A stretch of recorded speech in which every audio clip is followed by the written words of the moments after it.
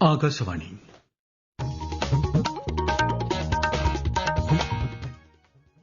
നമസ്കാരം. പ്രാദേശിക വാർത്തകൾ വായിക്കുന്നത് വിജേഷ്.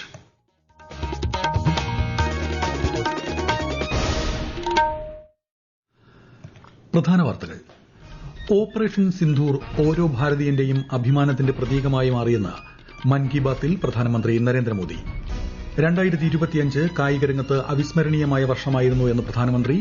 ശാസ്ത്ര ബഹിരാകാശ മേഖലയിൽ ഇന്ത്യ വലിയ കുതിച്ചുചാട്ടം നടത്തി. രാജ്യം 77ാമത് റിപ്പബ്ലിക് ദിനം ആഘോഷിക്കുന്ന വേളയിൽ സ്വാതന്ത്ര്യസമര സേനാനികളെയും ഭരണഘടനാ ഉപജ്ഞാതാക്കളെയും നന്ദിയോടെ സ്മരിച്ച് പ്രധാനമന്ത്രി.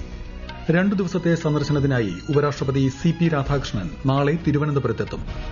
84ാമത് ഇന്ത്യൻ ചരിത്ര കോൺഗ്രസ് മുഖ്യമന്ത്രി പിണറായി വിജയൻ കണ്ണൂരിൽ ഉദ്ഘാടനം ചെയ്തു. കേരളത്തിന് വലിയ തോതിലുള്ള സംഭാവനകൾ നൽകാൻ ചരിത്ര കോൺഗ്രസിന് സാധിച്ചതായി മുഖ്യമന്ത്രി. ശ്രീലങ്കയ്ക്കെതിരായ വനിതാ T20 ക്രിക്കറ്റ് പരമ്പരയിലെ 4ാം മത്സരം ഇന്ന് തിരുവനന്തപുരത്ത്. വാർത്തകൾ വിശദമായി. ഓപ്പറേഷൻ സിന്ദൂർ ഓരോ ഭാരതീയന്റെയും അഭിമാനത്തിന്റെ പ്രതീകമായി മാറിയതായി പ്രധാനമന്ത്രി നരേന്ദ്രമോദി. പ്രതിമാസ പ്രഭാഷണ പരിപാടി മൻ കി ബാത്തിന്റെ 129ാം പതിപ്പിൽ സംസാരിക്കുകയായിരുന്നു അദ്ദേഹം. ഓപ്പറേഷൻ സിന്ദൂർ വേളയിൽ ഭാരതത്തോടുള്ള സ്നേഹത്തിന്റെയും ഭക്തിയുടെയും ചിത്രങ്ങൾ രാജ്യത്തിന്റെ എല്ലാ കോണുകളിൽ നിന്നും ഉയർന്നുവന്നതായും വന്ദേമാതരം 150 വർഷം പൂർത്തിയാക്കിയപ്പോഴും ഇതേ മനോഭാവം പ്രകടമായിരുന്നുവെന്നും പ്രധാനമന്ത്രി വ്യക്തമാക്കി.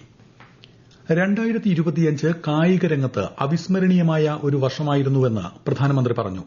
അന്താരാഷ്ട്ര ബഹിരാകാശ നിലയത്തിലെത്തിയ ആദ്യ ഭാരതീയനായി ശുഭാൻശു ശുക്ല മാറിയെന്നും ശാസ്ത്ര ബഹിരാകാശ മേഖലയിൽ ഇന്ത്യ വലിയ കുതിച്ചുചാട്ടം നടത്തിയതായും പ്രധാനമന്ത്രി അഭിപ്രായപ്പെട്ടു.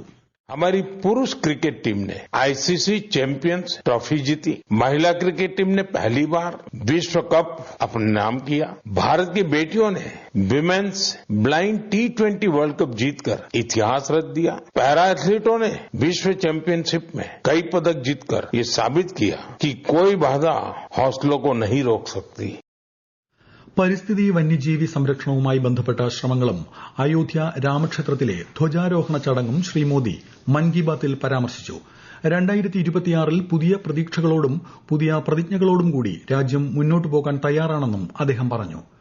ഹിന്ദുസ്ഥാനി ക്ലാസിക്കൽ സംഗീതം, നാടോടി പാരമ്പര്യങ്ങൾ, മറ്റ് ക്ലാസിക്കൽ വിഭാഗങ്ങൾ എന്നിവ വിദ്യാർത്ഥികൾ ഒരുമിച്ച് പരിശീലിക്കുന്ന ഗീതാഞ്ജലി IIScയെക്കുറിച്ച് പറഞ്ഞ പ്രധാനമന്ത്രി ഭാഷയുമായുള്ള ബന്ധം ഊട്ടിയുറപ്പിക്കുന്നതിന് ദുബായിൽ ആരംഭിച്ച കന്നഡ പാഠശാലയെക്കുറിച്ചും മൻ കി ബാത്തിൽ പരാമർശിച്ചു.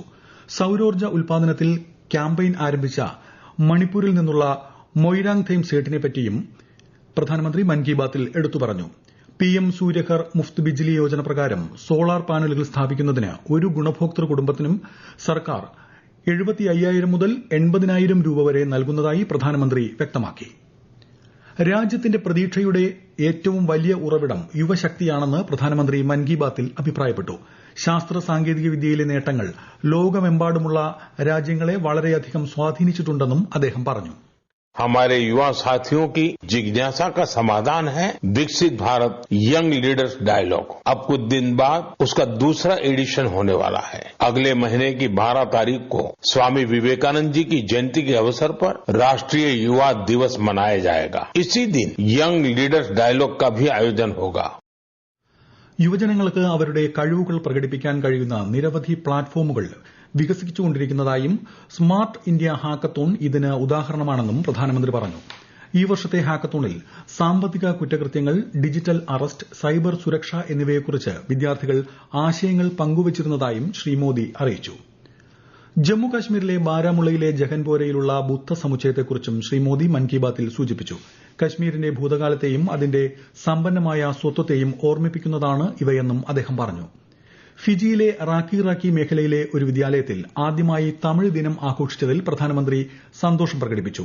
തമിഴ് ഭാഷ പ്രോത്സാഹിപ്പിക്കുന്നതിനായി നിരവധി പ്രവർത്തനങ്ങൾ നടക്കുന്നതായി പറഞ്ഞ ശ്രീ മോദി 4ാമത് കാശി തമിഴ് സംഗമത്തെക്കുറിച്ചും പരാമർശിച്ചു. അടുത്ത മാസം രാജ്യം 77ാമത് റിപ്പബ്ലിക് ദിനം ആഘോഷിക്കുന്ന വേളയിൽ സ്വാതന്ത്ര്യ സമര സേനാനികളെയും ഭരണഘടനാ ഉപജ്ഞാതാക്കളെയും നന്ദിയോടെ സ്മരിച്ച് പ്രധാനമന്ത്രി നരേന്ദ്രമോദി. ഒഡീഷയിലെ സ്വാതന്ത്ര്യ സമര സേനാനി പാർവതി ഗിരിയെ അദ്ദേഹം മൻ കി ബാത്തിൽ അനുസ്മരിച്ചു.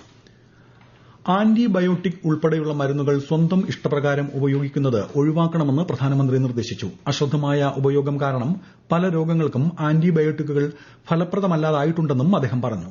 इसका एक बड़ा कारण लोगों द्वारा बिना सोचे समझे एंटीबायोटिक दवाओं का सेवन है। एंटीबायोटिक ऐसी दवाएं नहीं हैं जिन्हें यूं ही ले लिया जाए। इनका इस्तेमाल डॉक्टर की सलाह से ही करना चाहिए।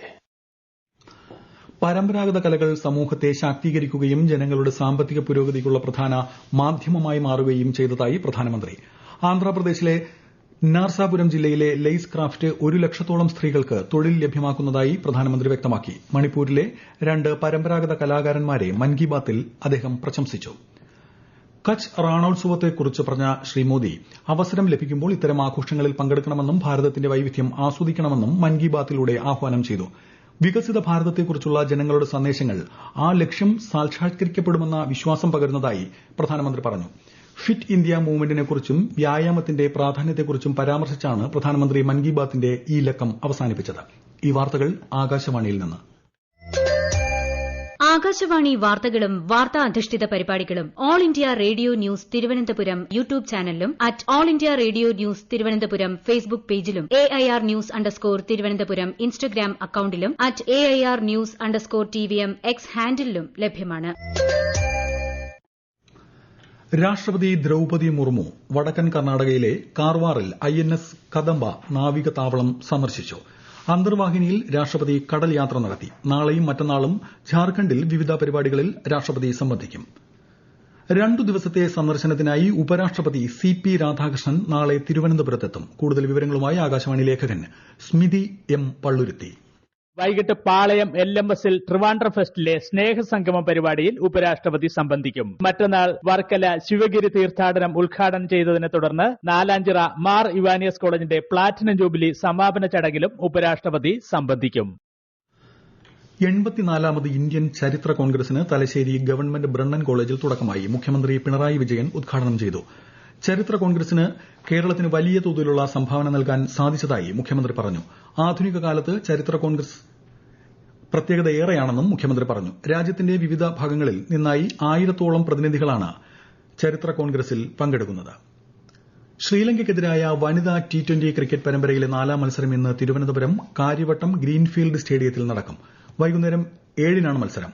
5 മത്സരങ്ങളടങ്ങിയ പരമ്പരയിൽ ഇന്ത്യ 3-0 മുന്നിലാണ്. 5ാം മത്സരം ചൊവ്വാഴ്ച നടക്കും. പാലക്കാട് ചിറ്റൂരിൽ കാണാതായ 6 വയസ്സുകാരനെ മരിച്ച നിലയിൽ കണ്ടെത്തി. വീട്ടിൽ നിന്ന് അകലെയുള്ള കുളത്തിൽ നിന്ന് മൃതദേഹം കണ്ടെടുത്തു. ചിറ്റൂർ അമ്പാട്ടുപാളയം എരുമങ്കോട് സ്വദേശി മുഹമ്മദ് അനസ് താഹിദ ദമ്പതികളുടെ മകൻ സുഹാനാണ് മരിച്ചത്. ഇന്നലെയാണ് സുഹാനെ കാണാതായത്. അതേസമയം സംഭവത്തിൽ വിശദമായ അന്വേഷണം നടത്താൻ വിദ്യാഭ്യാസ മന്ത്രി വി ശിവൻകുട്ടി ജില്ലാ കളക്ടർക്ക് നിർദ്ദേശം നൽകി. സുഹാന്റെ കുടുംബത്തിന് നിയമപരമായി വേണ്ട എല്ലാ സഹായങ്ങളും സർക്കാർ ഉറപ്പുവരുത്തുമെന്നും മന്ത്രി അറിയിച്ചു. പ്രശസ്ത സംഗീതജ്ഞൻ MG രാധാകൃഷ്ണന്റെ പ്രതിമ കേന്ദ്ര സഹമന്ത്രി സുരേഷ് ഗോപി തിരുവനന്തപുരം തൈക്കാട് അനാച്ഛാദനം ചെയ്തു.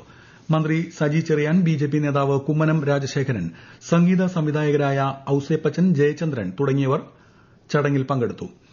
MG രാധാകൃഷ്ണൻ സ്മാരക പാർക്ക് പൊതുജനങ്ങൾക്കായി തുറന്നുകൊടുത്തു.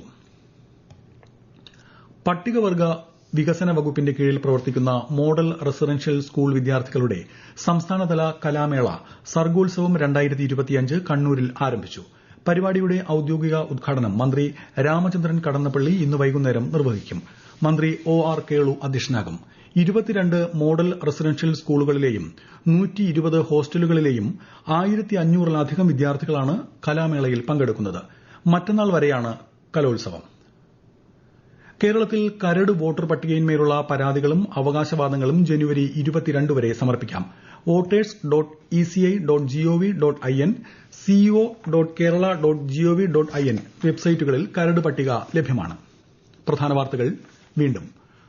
ഓപ്പറേഷൻ സിന്ദൂർ ഓരോ ഭാരതീയന്റെയും അഭിമാനത്തിന്റെ പ്രതീകമായി മാറിയെന്ന് മൻ കി ബാത്തിൽ പ്രധാനമന്ത്രി നരേന്ദ്രമോദി.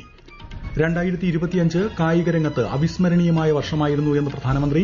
ശാസ്ത്ര ബഹിരാകാശ മേഖലയിൽ ഇന്ത്യ വലിയ കുതിച്ചുചാട്ടം നടത്തി. രാജ്യം 77ാമത് റിപ്പബ്ലിക് ദിനം ആഘോഷിക്കുന്ന വേളയിൽ സ്വാതന്ത്ര്യ സമര സേനാനികളെയും ഭരണഘടനാ ഉപജ്ഞാതാക്കളെയും നന്ദിയോടെ സ്മരിച്ച് പ്രധാനമന്ത്രി. 2 ദിവസത്തെ സന്ദർശനത്തിനായി ഉപരാഷ്ട്രപതി CP രാധാകൃഷ്ണൻ നാളെ തിരുവനന്തപുരത്തെത്തും. 84ാമത് ഇന്ത്യൻ ചരിത്ര കോൺഗ്രസ് മുഖ്യമന്ത്രി പിണറായി വിജയൻ കണ്ണൂരിൽ ഉദ്ഘാടനം ചെയ്തു. കേരളത്തിന് വലിയ തോതിലുള്ള സംഭാവന നൽകാൻ ചരിത്ര കോൺഗ്രസിന് സാധിച്ചതായി മുഖ്യമന്ത്രി. ശ്രീലങ്കയ്ക്കെതിരായ വനിതാ T20 ക്രിക്കറ്റ് പരമ്പരയിലെ 4ാം മത്സരം ഇന്ന് തിരുവനന്തപുരത്ത്. പ്രാദേശിക വാർത്തകൾ കഴിഞ്ഞു. അടുത്ത വാർത്താ പ്രക്ഷേപണം 12:50-ന്.